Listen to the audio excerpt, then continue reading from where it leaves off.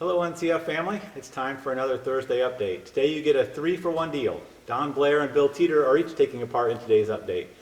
We want to take a moment and discuss our plans to reopen the sanctuary service on June 7th. So, having been in constant prayer, seeking out God's will, there are 3 other factors and concerns that go into making these decisions. We also apply these things to the other decisions that have popped up throughout this time of the pandemic. They are in no particular order: facts and data, obedience of authority, and unity within the body.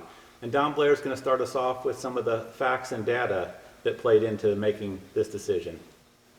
Hello Northfield. I want to share with you some of the metrics or standards the elders used when deciding a date when we could begin assembling together here at Northfield. The governor's plan looks at 3 metrics or standards and has set criteria for each one to decide when to move from one phase to the next. All of these 3 need to be met. Number 1 is at or under a 20% positivity rate and increasing no more than 10 percentage points over a 14-day period. Positivity rate is the number of positive tests divided by the total number of tests done. Number 2, no overall increase, in other words, stability or decrease, and increasing in hospital admissions for COVID-19-like illness for 28 days. And number 3 is an available surge capacity of at least 14% of ICU beds, medical and surgical beds, and ventilators. That is to say that 14% or more of the available ICU beds, medical surgical beds, and ventilators in our region must be available to meet any surge. Figures for these criteria can be found and monitored on the Illinois Department of Public Health website, and we have been looking at that almost daily. The figures are listed separately for each of the 5 regions into which Illinois has been divided for purposes of this reopening plan. We are in what is known as the North Central region. For percent positivity rate, remember that we need to be under 20%. Our region has been at or under 10% since May 3rd, and that has been steadily decreasing. We are presently at 6% as of May 16th. For hospital admissions, remember we need to be steady or decreasing. Hospital admissions in our region have decreased 46% since May 1st. As far as availability of beds and ventilators in case of a surge, and remember we have to be 14% or more, our region is presently above 40% for beds and above 60% for ventilators, and has not been below 35% on beds since May 1st. I realize this may have been a bit technical, but we give you this information to show you 3 things. Number 1, the information is available. Number 2, we have been monitoring it regularly. And number 3, our particular region is well above the minimum criteria needed to be able to move to the next phase of recovery. All this is to say that we are quite comfortable with a June 7th date for beginning to gather together again. That is still 2.5 weeks away, and we will continue to monitor these metrics. If the trend since the beginning of May continues until then, we will be all the more comfortable with gathering. If it does not, we still have time to monitor that and change plans if needed. Matt will now cover the area of obedience of authority. So another area we considered was obedience to authorities. This situation has many facets that make it unique, the largest of which is the fact that our federal, state, and local authorities are not in agreement on direction. Thankfully, our local authorities, the county sheriff, the mayor, and the police chief, are all on board with the Tri-County plan, which has allowed us to open up with appropriate mitigation measures on May 15th. There were many questions we needed to answer, and in Romans 13 we see Paul giving instruction about obedience to authorities. And while I'm not going to go into a teaching here on where and when it's appropriate to go against our authorities, there are times when it is acceptable, even expected. I think this quote from Chuck Colson sums up the scripture well. He says, "Rightly exercised civil disobedience is divine obedience, but when Christians engage in such activities, it must always be to demonstrate their submissiveness to God, not their defiance of government."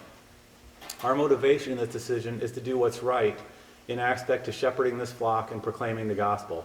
In this case, our goal is not to rebel against any authority, but to shepherd this body of believers in a manner that honors God. We believe that the local governing authorities have laid out a plan that does not violate our understanding of the scriptures. God's truth stands supreme over all of us and is our foundation in all matters. In this complex situation in which we find ourselves, another factor in our decision-making and timeline is the vast differences of convictions within our church and community. And Bill's going to take a moment and address this portion.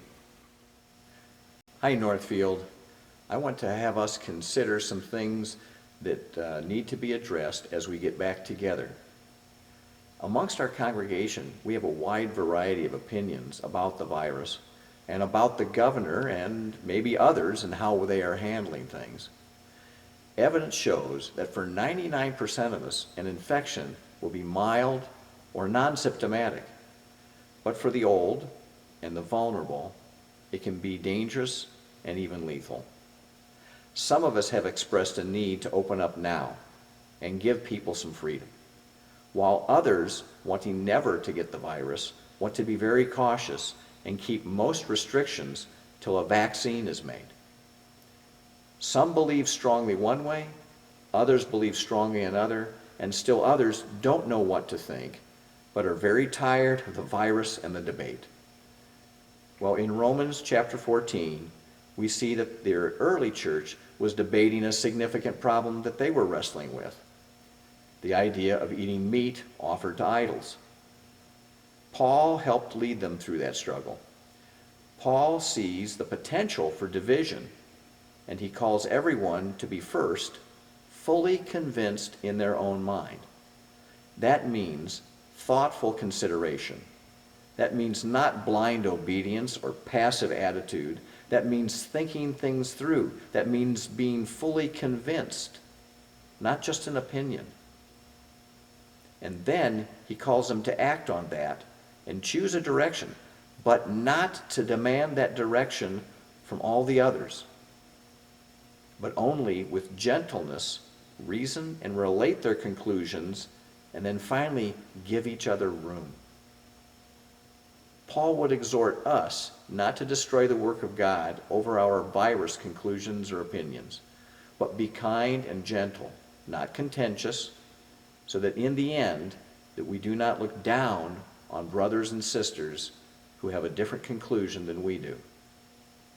While much work is being done to create the vaccine, the timetable and its effectiveness are not assured.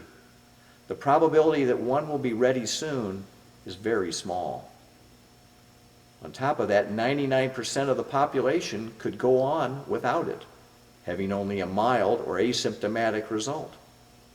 So, we will need to be bending and being as flexible and as wise as the Lord blesses us with wisdom as we proceed.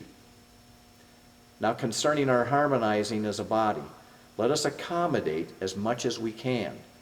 So if you see others wearing masks, give them the extra room they desire. They're wearing it because they have some concern. Don't be looking down on them for doing that. And don't be looking down on others that choose not to. The virus is risky for the aged and health compromised, and so let us care for each other with consideration and caution.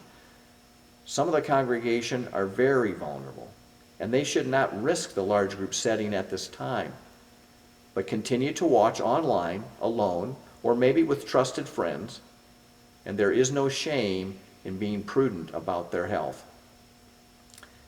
Let me be clear that while we owe each other the debt of love and consideration, your health your safety, your risk is your responsibility.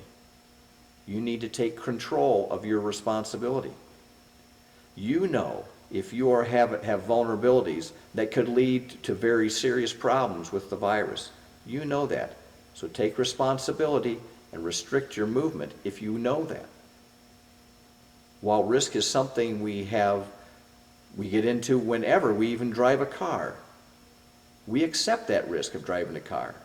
In the end, you will need to accept your risk of how much you're going to get involved with other people.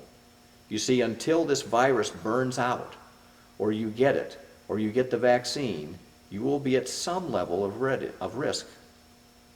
Finally, if you are fearful, stay at home and watch the live stream until you are okay with coming.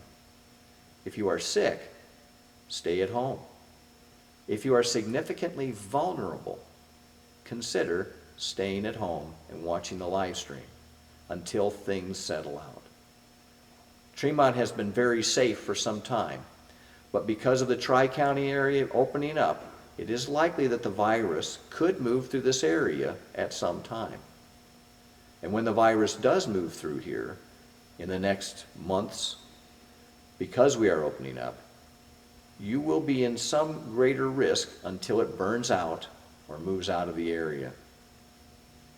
Finally, in the final analysis, God calls each of us not to be anxious, but that in all things present our requests to Him in prayer, so that Christ's perspective can give us peace.